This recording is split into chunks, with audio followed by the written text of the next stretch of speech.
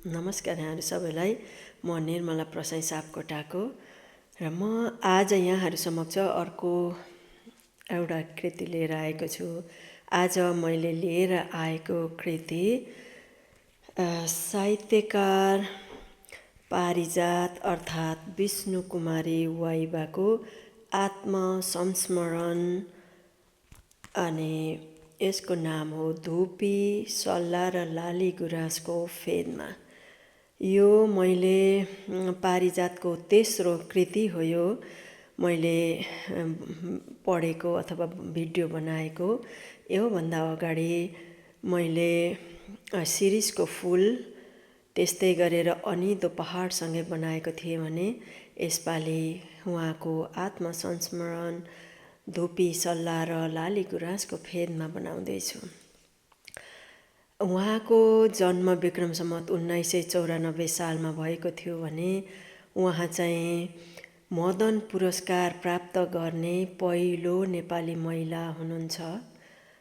उहाँले 2022 सालको मदन पुरस्कार शिरीषको फुलको लागि प्राप्त गर्नुभएको थियो। जब मैले यो उहाँको आत्मसंस्मरण पढेँ त्यसपछि मैले उहाँको वास्तविक जीवन बुझ्ने मौका पाएँ।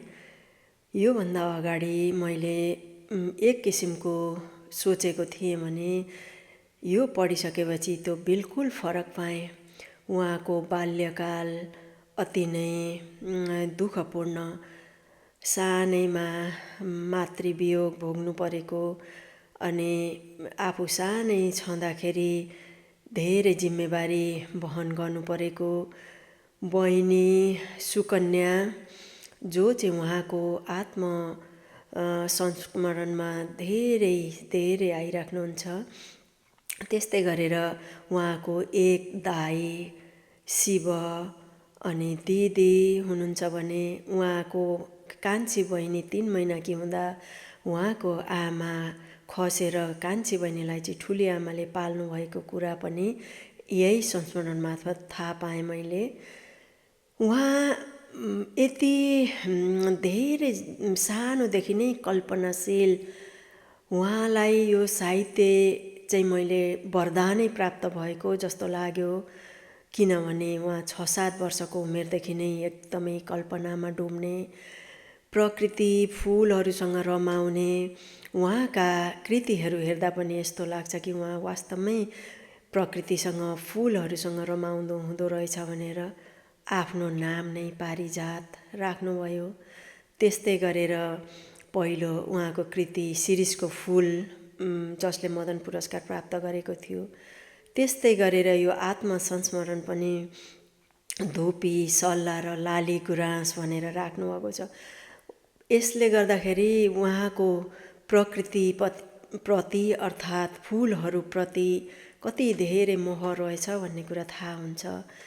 अनि उहाँको बाल्यकाललाई सम्झँदा चाहिँ त्यसबेला उहाँले महायुद्धको कुरा पनि गर्नुभएको छ।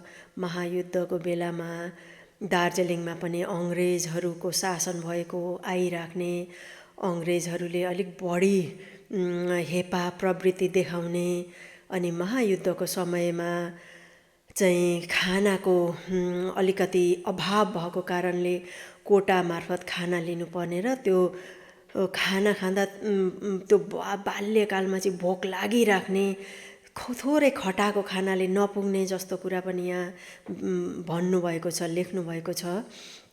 अनि त्यस्तै गरेर उहाँले आफ्नो किशोरावस्थामा प्रवेश गर्दाको कुरा चाहिँ एकदमै नढाँटिकन लेख्नुभएको छ।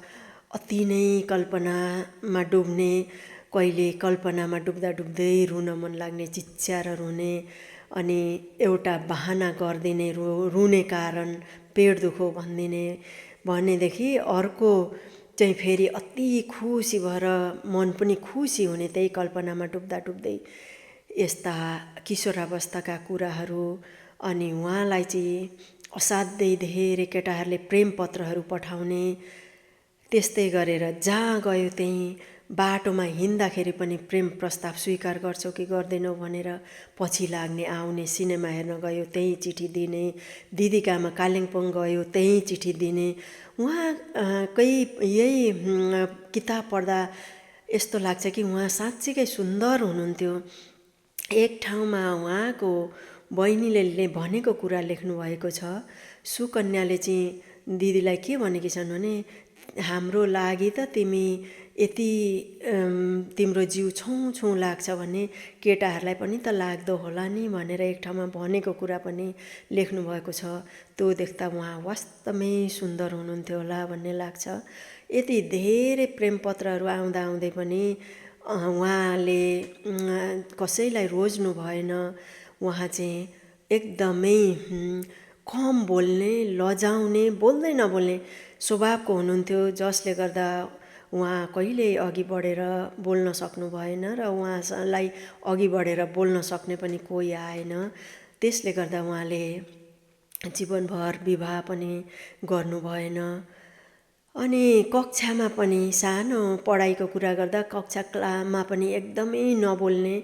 एक दिन चाहिँ कक्षामा 14 रुपियाँ हराएको र त्यो हराएकोमा अरू सबैले बोलेर लगेको छैन भने उहाँ नबोलेपछि शिक्षिकाले चाहिँ उहाँलाई नै खान तलास गरेर दोष लगाएको हुनाले उनले घरमा आएर बुवालाई भनेपछि बुवाले तुरुन्त 14 रुपियाँ दिएर पठाएको। तर शिक्षिकाले नलिएको उदाहरणहरू पनि छन्।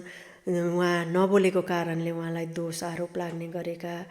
अनि उहाँलाई चाहिँ एउटा उहाँको कस्तो भने नबोल्ने, कोहीसँग बोले पनि अलिकति निधार खुम्चाएर बोल्ने बानी रहेछ, जसले गर्दा कोही मान्छेहरूले चाहिँ उहाँको निधारमा, यसको त निधारमा त्रिशूल छ, यो त एकदम ठुलो मान्छे बन्छे भनेर टिका टिप्पणी गर्दा रहेछन्। भने कसैले यो निधार खुम्चाएर बोल्छे त्यो चाहिँ लक्षण होइन पनि भन्दा रहेछन्।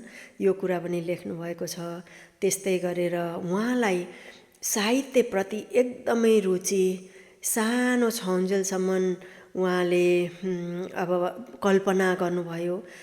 तर त्यो कल्पना गर्दाखेरि पनि उहाँलाई एकदम लेखौँ के लेखौँ भनेर लाग्ने, तर के लेख्ने भन्ने कुरा चाहिँ थाहा नपाउने उमेरमा नै उहाँलाई एकदमै लेख्न मन लाग्थ्यो। पछि गएर उहाँले कक्षामा पढाइमा त्यति राम्रो गर्नु भएन, केही असफल भएका कुराहरू छन्। कक्षा 5 र म्याट्रिकमा चाहिँ असफल भएका कुराहरू पनि लेख्नुभएको छ। भने साहित्यिक कृतिहरू चाहिँ उहाँ लुकी पढ्ने। उहाँको बुवालाई छोरी डक्टर बनाऊँ भन्ने इच्छा, अनि उहाँलाई चाहिँ फेरि साहित्य पढौँ, साहित्यकार बनौँ भन्ने इच्छा। उहाँको त्यो साहित्यकारको चाहिँ वरदानै प्राप्त भएको भन्ने लाग्ने उहाँकै कृति पढ्दा। अनि त्यो कहिल्यै मेल खाएन। त्यसले गर्दा उहाँको बुवाले किताबहरू पनि लुकाएर राखिदिने, तैँले बन्नु पर्दैन, साहित्यकार बन्न सक्दिनस् भन्ने जस्तो गर्ने। भने उहाँको दाइले चाहिँ उहाँले लेखेका काहीँ केही लेखेका पढेर उहाँलाई चाहिँ इन्करेज गर्ने, प्रेरणा दिने, तिमीले लेखेको एकदम मनपर्छ, मलाई मिठो लेख्छौ, तिमी साहित्यकार बन भनेर प्रेरणा दिएका कुराहरू पनि छन्। त्यस्तै गरेर उहाँका धेरै कुराहरूमा चाहिँ उहाँले बुवाले भनेको नमान्ने, उहाँले आफ्नो निर्णय आफै गर्ने स्वतन्त्र प्रवृत्तिको। त्यस्तै गरेर उहाँको बुवालाई टिबी भएर सानोमा बच्चै छँदाखेरि नेपाल जानु पर्यो। काठमाडौँ जाँदा, पहिलोचोटि जाँदा चाहिँ उहाँले र सुकन्यालाई घरमा एक्लै भए जस्तो, अभिभावक नभए जस्तो अनुभूति भएको थियो। भने उहाँहरू किशोरावस्थामा प्रवेश गरेपछि दोस्रो पटक फेरि जचाउन जाँदा उहाँलाई स्वतन्त्र भए जस्तो, घरमा साह्रो बोल्न नहुने, गाउन नहुने, हाँस्न नहुने, नाच्न नहुने, छोटा लुगा लाउन नहुने। समय पनि अलिक अगाडिकै त्यो बेलामा महिलाहरूलाई नाच्न, गाउन, हाँस्ने जस्ता कुराहरूमा निकै कडा गरिन्थ्यो।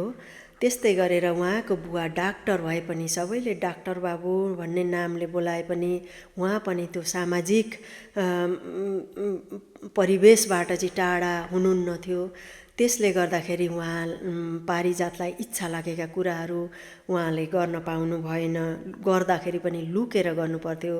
उहाँको बुवा डाक्टर बाबु चाँडै सुत्ने भएको हुनाले उहाँहरूले घरमा धेरै बेर बसेर हल्ला गर्न पाउनुहुन्न थियो।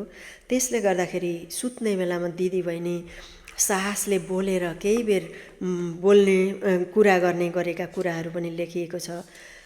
त्यस्तै गरेर उहाँको दिदीको चाहिँ विवाह भएको थियो। विवाह भएको दिदीलाई भिनाजुले अत्यन्तै दुःख दिएको देखेर उहाँले त्यो कुरालाई सहन नसकेर आफ्नो दिदी माइत आएको समय पारेर दिदीकै हातले लेख्न लगाएर एउटा चिठी लेखेर र त्यो चिठी चाहिँ ड्राइभरको हात मार्फत पठाएर उहाँसँग छोडपत्र गर्ने धम्की दिएपछि भिनाजु ठेगान लागेको कुरा पनि छ।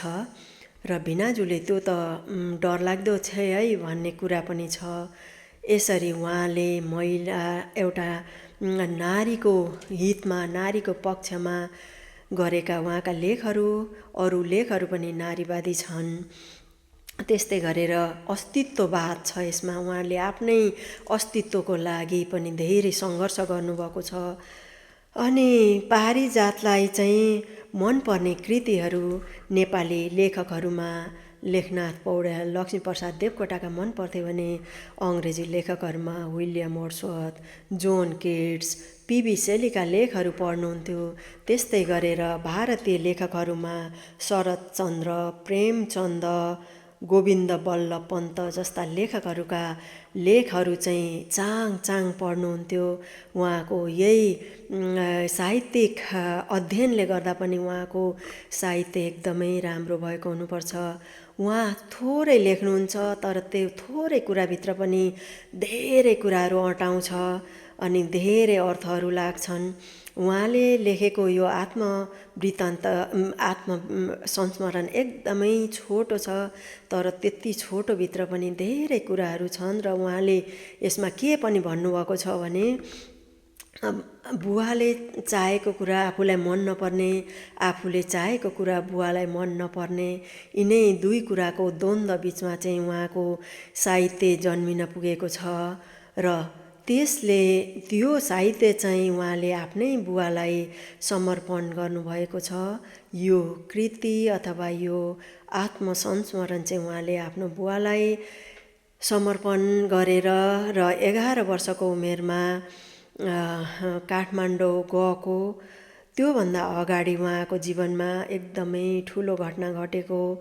उहाँको आफ्नो 17 वर्षको शिव दाजु चाहिँ पौडी खेल्न जान्ने, अनि पौडी एउटा केटा चाहिँ पानीमा डुबेको र पानीमा डुबेको त्यो सानो केटालाई बचाउन जाँदा आफू पनि ऊ सँगसँगै बालुवामा गाडिएको र त्यहीँ मृत्यु भएको। त्यसपछि उहाँको बुवा त्यस्तो एकदमै एक किसिमले भन्ने हो भने उहाँ एकदम कठोर हृदय भएको, सानैमा आमा मरेका छोराछोरीहरूलाई पनि धेरै माया नगर्ने कडा स्वभावको बुवाको आँखामा त्यही बेला आँसु आएका थिए जुन बेला 17 वर्षीय शिव दाजु मरिसकेका थिए।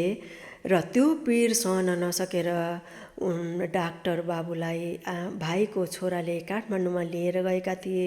तिनै दाजुले पारिजातलाई पनि 11 वर्षको उमेरमा लिएर गएको कुरा र यो कुरा भन्दा अगाडिका कुराहरू चाहिँ यो आत्मसंस्मरणमा लेख्न बाँकी छन् भन्ने कुरा पनि गरेर यो सकिएको छ। यसभित्र यति धेरै कुरा थाहा हुन्छ। उहाँहरूको दार्जिलिङ बसाइ अर्थात् नेपालीको दार्जिलिङ बसाइ सहज हुँदैन थियो, थिएन, धेरै दुःख हुन्थ्यो भन्ने कुरा पनि यसै मार्फत थाहा हुन्छ। र यस्तै कुरा यति भन्दै र अरू धेरै कुरा बाँकी रहेको कुरा पनि जानकारी गराउँदै म यहाँहरूबाट बिदा हुन्छु। हस्, नमस्कार।